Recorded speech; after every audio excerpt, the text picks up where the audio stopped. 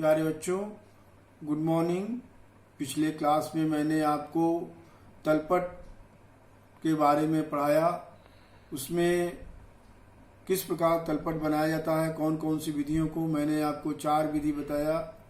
पहला विधि था योग विधि, दूसरा विधि शेष विधि, तीसरा योग तथा शेष विधि, चौथा है समान योग वाले कॉलम खाते को छोड़ योग विधि, और एक अन्य है जो दिए गए शेषों के द्वारा तलपट बनाना। इन सब चीज़ों को मैंने आपको पढ़ाया और आपको होमवर्क भी दिया कि आप कुछ करके हमको दिखाएं और आप सवाल लगाएं।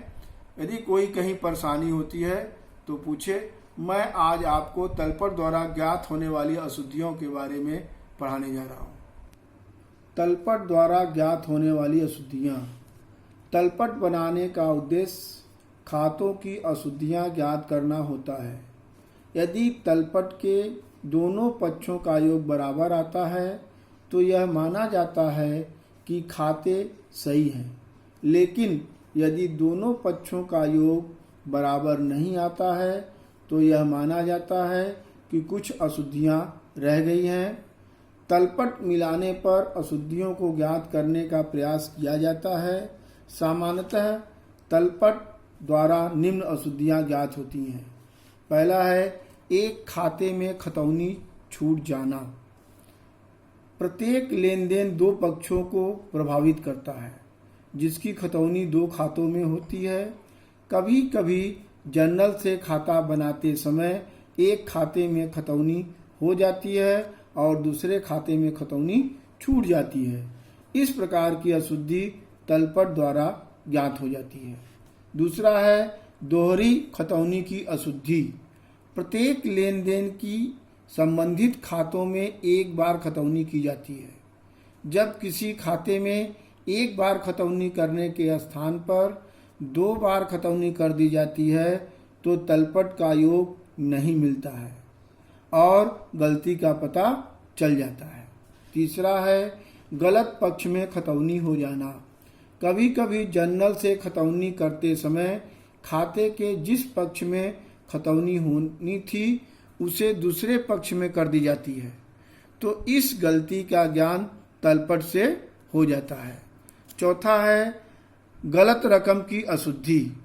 जनरल से खतौनी करते समय तथा खाता बही में रकम लिखते समय कभी कभी वास्तविक रकम से कम या ज़्यादा लिख दी जाती है। यह रकम दोनों खातों में से किसी एक खाते में ही गलत लिखी जाती है, तो यह गलती तलपट द्वारा ज्ञात हो जाती है। 5वां है खाता बही के योग एवं शेष की अशुद्धि। एक निश्चित अवधि में सभी खाते बंद किए जाते हैं। खाते बंद करते समय उनके दोनों पक्षों का योग करते हैं। यदि योग करते समय अथवा शेष ज्ञात समय गलती हो जाती है तो तलपट के दोनों पक्षों का योग बराबर नहीं आता है। इस प्रकार की अशुद्धि तलपट द्वारा ज्ञात की जा सकती है। 6वां है प्रारंभिक लेखा पुस्तकों की अशुद्धि।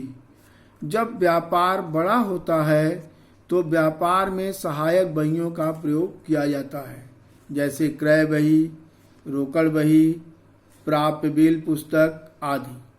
कभी कभी इन पुस्तकों का योग लगाते समय अथवा एक पृष्ठ का योग अगले पृष्ठ पर ले जाते समय गलती हो जाती है, तो तलपट का योग बराबर नहीं आता है। इस प्रकार की अशुद्धि तलपट द्वारा ज्ञात हो जाती है। 7वां है तलपट में कोई खाता छूट जाना। तलपट बनाते समय खाता बही के सभी खातों को लिखा जाता है। यदि कोई खाता तलपट में लिखने से रह जाता है तो उस खाते की रकम भी नहीं लिखी जाती है। इस प्रकार की गलती का पता तलपट में चल जाता है। 8वां है किसी खाते की रकम तलपट में गलत लिखना। प्रत्येक खाते का योग अथवा शेष नियमानुसार तलपट में लिखा जाता है। ऋणी योग या शेष ऋणी पक्ष में तथा धनी योग या शेष तलपट के धनी पक्ष में लिखते हैं। यदि तलपट में किसी खाते की रकम उसके दूसरे पक्ष में लिख दी जाती है तो तलपट का योग बराबर नहीं आता और गलती का पता चल जाता है। 9वां है तलपट का योग गलत होना।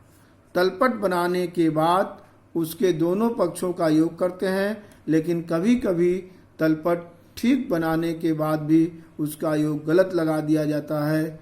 इस अशुद्धि का पता तलपट द्वारा चल जाता है। आज इतना ही।